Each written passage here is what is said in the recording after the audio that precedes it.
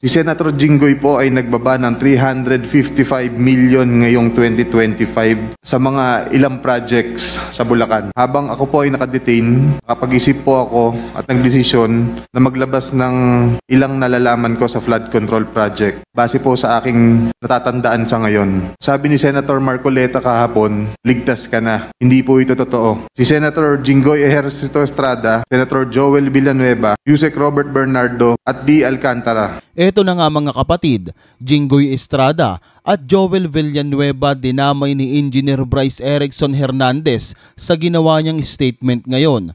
Ayon sa kanya na naging bagman umano sila ng mga ito kung saan si Senator Jinggoy Estrada ay nagbaba ng 355 million pesos ngayong 2025 sa Bulacan para sa ilang project. Kung matatandaan, biniro pa ito ni Marcoleta na safe na siya pero hindi pala dahil habang nakapiit si Bryce, nakapag-isip ito na idamay na ang iba pang mga taong sangkot sa flood control project. Sa 355 million na ibinaba sa kanila, 30% umano ang commitment dito at ito ay para sana sa mga project sa Bulacan. Ang mga projects po na to ay construction of flood mitigating structure with pumping station and floodgate phase 3 sa Hagonoy, Bulacan. Flood control mitigating structure with pumping station and floodgate sa Malolos, Bulacan. Samantala, nilaglag na din ni Bryce ang pinakaboss niya na nag-uutos sa kanya ng lahat. Your Honor, lahat po ng sinasabi nila ay inutos lang po sa akin ng aking boss, Boss Henry Alcantara. So, inuutusan ka lang ni Henry Alcantara, pati ba lahat ng ito, yung pagkukuha ng mga lisensya, etc. Tama po ba? Eto na nga mga kapatid, ayon kay Bryce, lahat po ng inuutos ng aking boss na si Henry Alcantara ay sinusunod niya lamang. Malinaw na sinabi niya ito sa naganap na hearing sa Senate Blue Ribbon Committee. Dito, nalaman ng lahat na ang pinakaboss pala ay si Henry Alcantara. Unang pumasok si Henry Alcantara sa Department of Public Works and Highways, Bulacan 1st District Engineering Office bilang laborer noong 1994. Tapos naging engineering aide hanggang sa umangat bilang engineer at di kalaunan na italaga bilang district engineer ng Bulacan. Ito ay ang first engineering district noong 2019. Siyempre, bilang district engineer, siya ang namahalas sa mga flood-prone sa lugar ng Bulacan, kabilang ang Hagonoy, Baliwag, Kalumpit at Malolos na may kabuuang proyekto na umaabot sa 28.9 billion mula taong 2022 hanggang 2025. At alam mo bang 450 flood control projects ang lahat ng ito? Meron pa. Kung matatandaan nyo yung flood control project sa Baliwag, Bulacan na nagkakahalaga ng 55 million pesos, bilang district engineer, si Henry Alcantara ang nagbigay ng Certificate of Completion dito. Ibig sabihin, ito ay isang dokumento na nagsasabing tapos na ang proyekto. Pero anong nangyari? Wala. Noong siya sa atin ito, wala man lang na itayo o nagawa, kaya tinawag itong ghost project. Kaya naman isa siya sa tinututukan ng Senate Blue Ribbon Committee ngayon dahil sa napakalaking pondong napunta sa kamay niya na wala namang nangyari. Sa naganap na hearing ngayon, nilaglag siya ng isa sa mga tauhan niya na si Engineer Bryce Erickson Hernandez.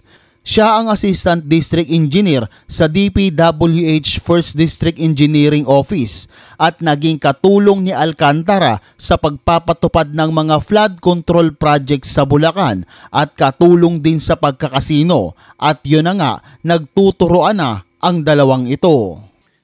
Yung Wawaw Construction pala. Wawaw. Wala rin. Your Honor, sa pilitan ginamit po yung lisensya namin. What's that again? Sa pilitan pong ginamit yung lisensya namin, Your Honor. And then tinatanong sa iyo kung kayo ba'y nagbibigay din. Kaya nga, kayo ba'y nagbibigay? Kayo po ba'y nagbibigay din? Hindi po, Your Honor. Pero kanina, sinabi mong sa pilitan na ginagamit ang inyong lisensya. Sino ang gumagamit ng inyong lisensya? Si Sally Santos po, Your Honor. Sino? Sally Santos po, Your Honor. Sino si Sally Santos? May-ari po ng Sims Construction, Your Honor. May-ari ng Sims. Yes po, Your Honor. Siya lang ba ang... bakit mo nasabing sa pilitan? Pumapayag ka ba? I mean, hindi ka binibigyan? Hindi ka walang... di ba mayroong tinatawag na license for hire na 5%? Sa takot po, Your Honor, na maapektuhan ang negosyo namin, Your Honor. Bakit ka matatakot? Siya ba ang nag-apply ng lisensya mo? Hindi si EGB? Hindi po, Your Honor. Lisensya ko po yun, Your Honor. So, pinapagamit mo lisensya mo? So, hindi ikaw ang nagko-construct, kundi pinapahiram mo yung iyong lisensya? Hindi po, Your Honor. Sa pilitan po nilang ginamit, Your Honor. Paano sa pilitan? Can you explain? I cannot understand. Sa pilitan, tinutukan ka ba ng baril, ng kutsilyo? Ang pagkakaalam ko po kasi, Your Honor, ang nasa likod po nito ay yung mga nasa loob po. Kaya natakot po kami na... Sa loob ng ano? Ng DPWH po, Your Honor. So, mga opisyal ng DPWH? Opo, Your Honor. Dito po sa Bulacan, tama po ba? Tama po, Your Honor. At ilan po sa kanila nandito ngayon, tama po ba? Opo, Your Honor. Okay. Pwede mo ba sabihin na ito si Engineer Henry Alcantara, na district engineer dati? Tama po ba? Hindi po, Your Honor. Ang nasabi po sa akin ni Sally po ay yung si, Chief. Sino Chief? Chief Bryce daw po. Chief Bryce. Ayun, si Bryce. Bryce, are you here? Okay, ikaw, ayan na pala, nagkakalimunawan na tayo. Bryce, totoo ba na ginagamit itong lisensya ni Wawaw para sa mga ghost project? Sa pilitan. Remember, you're under oath. Your Honor, lahat po ng sinasabi nila ay inutos lang po sa akin ng aking boss, Boss Henry Alcantara. So, inuutusan ka lang ni Henry Alcantara, pati ba lahat ng ito, yung pagkukuha ng mga lisensya, etc. Tama po ba? Hindi ko po kausap, wala po akong Hindi, yung anong sinasabi sa iyo ni District Engineer Alcantara? Paano? Anong utos? Actually, lahat po ng iutos niya, ginagawa ko po. I mean... Give us an example, anong utos? Utos mangolekta, utos na maningil ng proyekto, anong utos? Utos na gumawa ng ghost project? Yung pagkuha po ng pera kay Sally, kay SYMS po. Kay Sims. Ilang beses ka na nakakuha ng pera kay Sims? Actually, hindi naman po personal na ako kumuha. Dinala lang po dun sa office ko. Doon din po pinakuha ni Boss Henry. Magkano yung binigay sa'yo at ilang beses nagbigay si Sims? Hindi ko po matandaan kung ilan po yung eksaktong kung ilang beses po, Your Honor. Ballpark, magkano na nakukuha ninyo kay Sims bilang lagay? Yung lagay, hindi ko po... Magkano na nakukuha ninyong, let me rephrase that, magkano na ang naabot sa inyo ng Sims para kay Alcantara? Your Honor, sa totoo, hindi ko po alam kasi kapag po dinadala nila yan, nakabox, nakasarado po. Alam, magkano naman hindi ka binibigyan ni Alcantara? Hindi ka inaabutan mo lang kahit barya? Wala po, Your Honor. Basta nakabox po, dinala po doon. Gaano kalaki yung bag?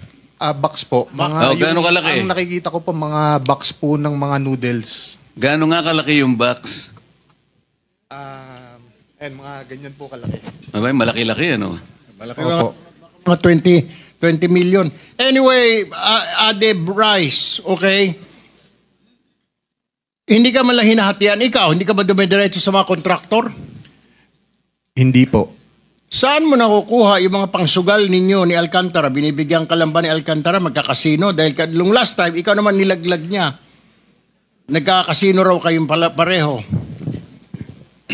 Your Honor, totoo po yun. Nakakapunta lang po ako ng casino pag inaaya niya po ako. Sinasama po. Okay, Doon lang po. Magkano pinapatalo ninyo? Your Honor, ang nangyayari po kasi, pag nagpupunta po kami ng casino, siya lang po ang may dala ng pera. Wala po kaming dalang pera. Pera niya po ang ginagamit, binibigay niya sa amin para po maglaro. Ngayon po, pagka po naglaro at nanalo, sa kanya po binibigyan niya po kami ng balato. Pag po natalo, sa kanya po, pera niya po. Magkano ang dala-dala ninyo? Kung alam mo, magkano yung dala-dala ninyong pera? Ilang bag? Your Honor, hindi ko, alam ko lang po may isang bag pero hindi ko po alam kung magkano po ang laman. Magkano ang tayaan ninyo? Magkano ang pag nakikita mo siya? I'm sure katabi mo, magkano ang taya niya? Hindi ko po matandaan. Totoo po yung sinabi niya na hindi po kami magkasama sa mesa pagka po naglalaro. Alright. Well, isa pa akong katanungan, Mr. Chair. Ibig mo sabihin, wala ka nakukuha sa mga kontraktor? Wala po, Your Honor. Saan nakuha? Paano ka nakabili ng Urus? Na Lamborghini na Urus? Your Honor, sa totoo po yan po ginawang panghanap buhay po. I mean, yung misis ko po, tsaka ako may konting naging pera, nag-share po para makabili doon, which, yung para po doon sa buy and sell. Ang nangapital po talaga dyan is yung kapatid ko. Kaya lang po nakapangalan sa asawa ko dahil meron po kaming share ng pera doon. I have no further questions, Your Honor. Baka may mga Mr. Chairman. katanungan yung kasamahan natin. Mr. Chairman, just to continue with Mr. Bryce.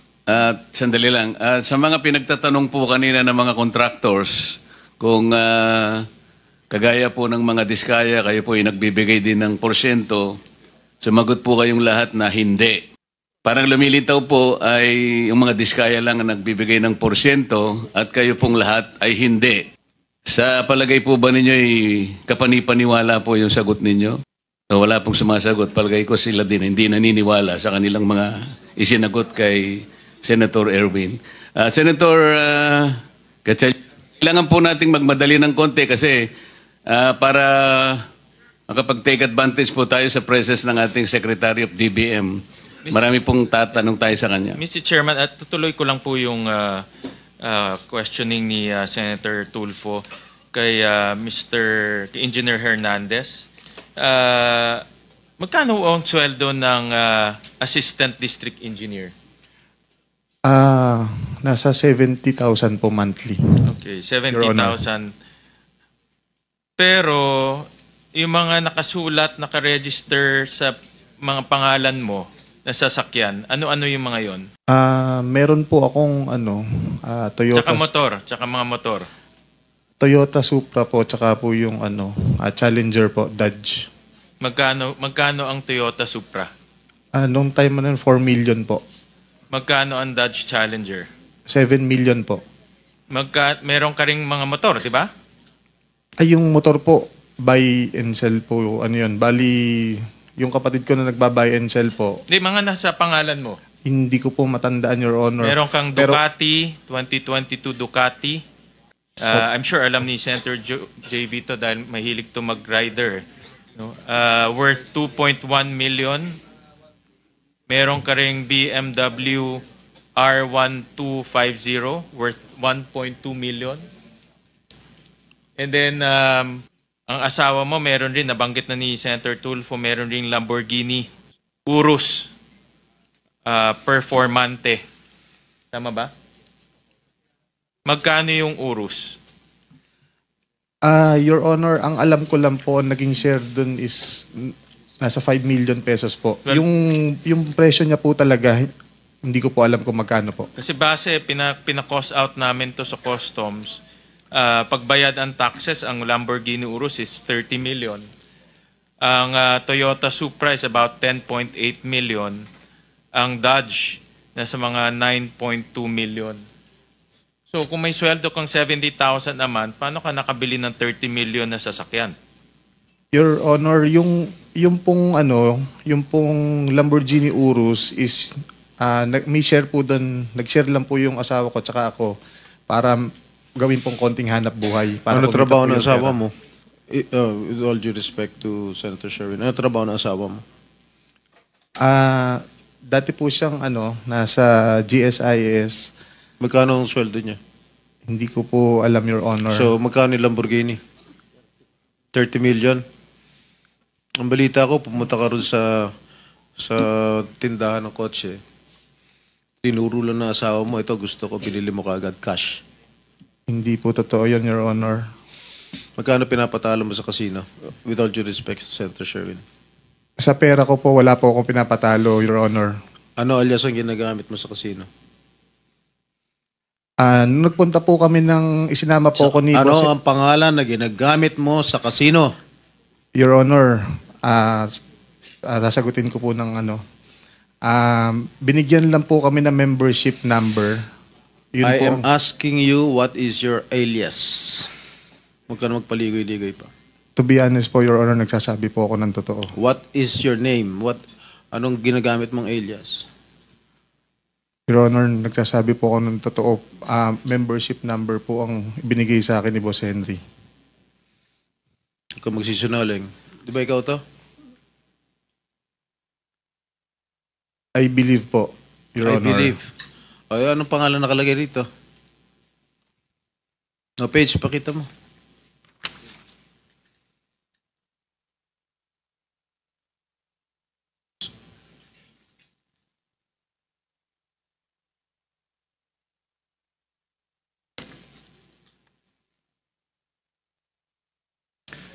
Basahin mo. Your Honor, nakalagay po dito Marvin de Guzman. Oh. Ba't hindi mo alam? Your Honor, pag sinasama po ako pagka po sa casino, wala po kaming daladalang membership card. Paano lumitaw to? Totoo po yung sinasabi ko, Your Honor, wala po kaming dalang Paano nga membership lumitaw yung card. ID? Anong totoo sinasabi mo? Sisinungaling nga. Hindi mo nga alam kung ano pangalan ng alias mo. Ito, liwaliwanag oh.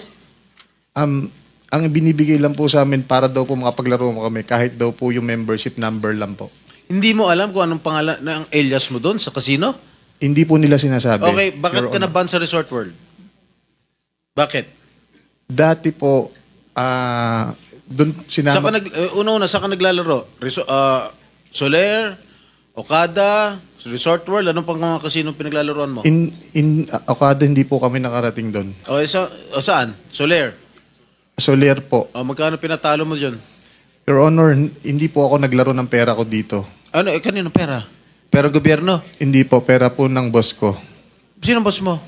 Si D. Henry Alcantara po. Totoo ba yun? Hindi po, Your Honor. Bakit ko naman po, kung pera ko po yung ba't ko po pahiram sa kanya, pagagamit ko po sa kanya? Oo nga naman. Alam mo, give me a good reason why I should not cite you in contempt. Mr. Chair, dalawa na sila, pati si Alcantara, dahil sinungaling din eh. Pareho sila. Okay, give me a good reason. Because if your reason is unacceptable to all of us here present, we will be forced to cite you in contempt. Ang sinasabi ko sa iyo ay base sa record ng Casino Okada. Hindi namin invento ito. Kaya kung hindi mo aminin ito, mapipilitan ako pag may nag-motion dito na kasama ko at merong nag-second demotion, you will be cited in contempt. At alam mo ang magiging epekto nito. I second the motion of Senator Erwin Tulfo. Is there already a motion? I did, Mr. Chair. There is a motion to cite anong pangalan na dito? Bryce Hernandez, a.k.a. Marvin Santos de Guzman, in contempt. O di ba kapatid, nagkaalaman na sa ginawang hearing ng Senate Blue Ribbon Committee kung saan sinabi ng may-ari ng Wawaw Builders na ang nasa likod ng mga ito ay ang mga DPWH at natatakot siyang magsalita. Dito, sinabi niya ang isang pangalan na chief at yun pala ay ang Assistant District Engineer na si Bryce Erickson Hernandez. At dito naman, sinabi ni Bryce na ginagawa niya lamang ang lahat ng inuutos ng kanyang boss. Dito na pag-alaman na ang dating district engineer na si Henry Alcantara pala ang pinakaboss ng lahat. Kaya kung may sisisihin man sa patuloy na pagbaha sa Bulacan ay alam nyo na kung sino ang sisisihin nyo. Wala akong binanggit na pangalan pero panoorin nyo na lang yung video.